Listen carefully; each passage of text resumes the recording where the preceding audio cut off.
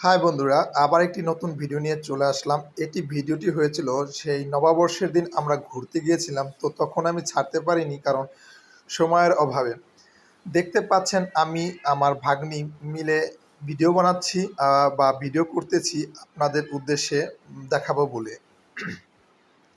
বুঝতে পারছেন রমনায় প্রত্যেক বছরেই অনেকটা আনন্দ হয় শুভ নববর্ষে।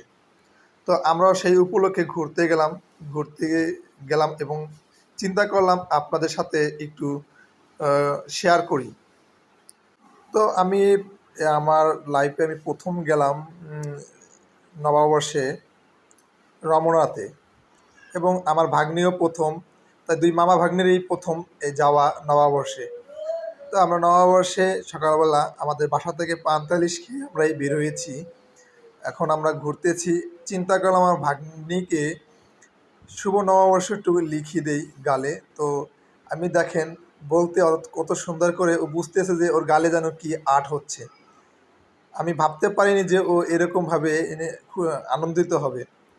তাই দেখেন কিভাবে লেখতেছে আমার ভাগ্নির গালে। তো আমাকে ওই ভাই বলল ওর গালটা একটু ভালো করে ধরেন, সুন্দর করে লিখতে পারবো। তো আমি একটু মাথাটা ধরলাম।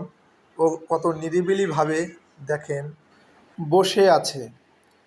আমি খুব অবাক হয়ে গেলাম আমার ভাগ্নিকে দেখে, যে এখনই যদি এত সুন্দর সাজগোজ বুঝে, পরবর্তীতে আরও তো সময় রয়েছে।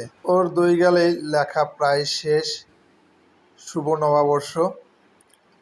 তো দেখেন কত সুন্দর হলো আমার ভাগ্নির গালে লেখাটা। আমি আর আমার ভাগ্নি যেখানেই যাই না কেন একটু ভিডিও করার চেষ্টা করি আপনাদের সাথে তুলে ধরার জন্য। আমাদের ভিডিও তেমন ভালো হয় না, তো আমরা যতটুকু পারি ততটুকুই করি। ওদিনকে ছিল প্রচণ্ড গরম। দেখেন হাত পাখা কেনার জন্য আমরা গিয়েছিলাম, কিন্তু দেখলাম যে গরমের চেয়ে দাম বেশি হাত পাখার। তাই চিন্তা করে আর নিলাম না। পরে আমরা হাঁটতে শুরু করলাম আর ভিডিও করতে শুরু করলাম। আমাদের সামনে যাই বাজেট না কেন একটু ভিডিও করি। আর ভিডিও করতে বেশিরভাগ আমারই খুব পছন্দ।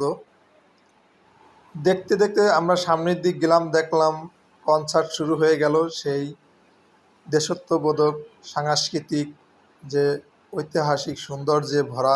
তাই তো আমি সকলকে জানাই শুভ নববর্ষ।